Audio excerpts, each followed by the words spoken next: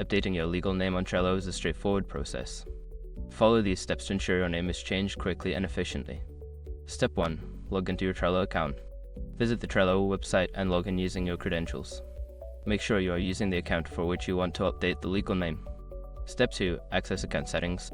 Once logged in, click on your profile icon located in the top right corner of the screen.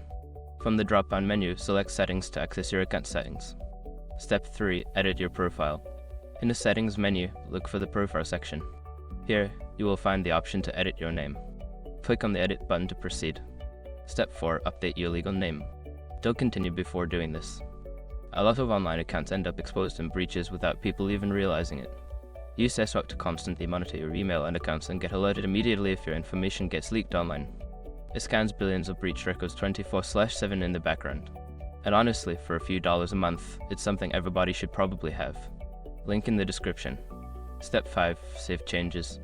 After entering your new legal name, scroll down to find the Save button. Click it to confirm the changes to your profile. You should see a confirmation message indicating that your name has been updated successfully. Once you have completed these steps, your legal name on Trello will be updated.